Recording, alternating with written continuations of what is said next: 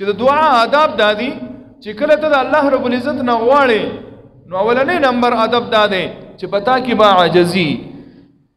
انکساری وي ته الله ته عاجزي کې او د الله رب العزت بڑائی به بیان کې الحمدلله ټول تعریفونه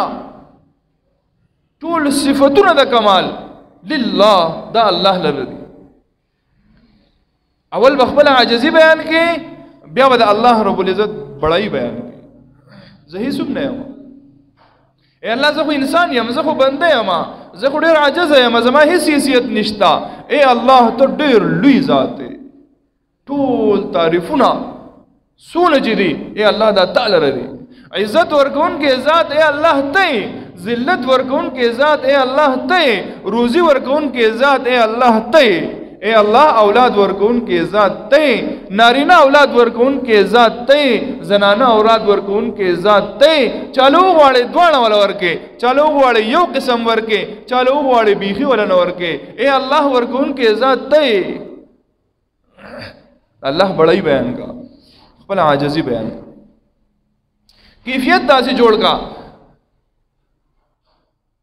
اودس کی شاہ باقی حاصلہ کا یا ایها المدثر قم فانذر وربك فكبر وثيابك فطهر والرجز فاهجر یا ایها المدثر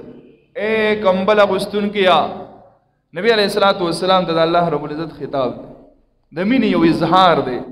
نبی علیہ الصلوۃ والسلام سره د مینې اظهار نو بعض اوقات چا سره مینې هغه خبره کو کنه مو تیرا کا ټوپه والا دا هغه سیس طرف ته اشاره وکړه لکه موټر والا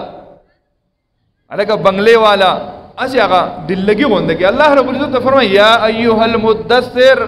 تا چې دا کمبل اغوستي دي ډېر خپل کار ډېر بهترین انداز دی اے کمبل ولایات دومره خوخت دی الله رب العزت دا الله حبیب دی یا ایها المدثر اے کمبل اغوستون کیا قم ودرېګا صدا پارا تما دا ملاستی دا پارا نہیں رہ لے گلے قم ودرېګا فانذر دا خلق ویروا زما دا عذاب نه ویروا زما د سختو د تکلیف نه ویروا زما د انتقام او د پکړ نه ویروا چې الله وردا سے ذات دے عزیز ذو انتقام دے غالب دے سوق د هغه په مقابله کې نشرات لے انتقام دومره سخت دے چې سړی راولي سي ځان تخلاصولې نشي بیا دا رب نخلق ویروا دا عذاب نخلق ویروا کم چې راتون کې دی د قیامت د ورځې د سختۍ نه داخلك ویروا وربك فكبر او زما لوی بیان کا زما بڑائی بیان کا اکثر تبلیغ والا ودری کنا وی الله خالق دی الله مالک دی الله رازق دی جو ډیر بے وقوف خلق زما کو ته بے وقوفان وي ډیر بے وقوف او کم عقل او ناپوه خلق هغه مړه دی تبلیغ والا نور سکار نشته خو الله خالق دی الله مالک دی نو ولې کته دا خبري خنخ کاری جو بل د چا بڑائی به بیان کو او وای کته ته سوق داسې لوی والا معلومي داسې هستی درته معلومي چې د هغه بڑائی مونږ بیان کو جو مونږ ته وخیا مونږ ته خود خپل رب نه خيسته بل سوق نه دی معلوم کته ته معلومي جو خیا مونږ دغه بڑائی بیان دا آداب دی دا الله بڑائی بیان کا وثيابك فطهر کپڑے پاکی کا مانزی کا والرجز فاهجر د ګندګۍ نه ځان وساته کاغه اخلاقی ګندګی دا او کاغه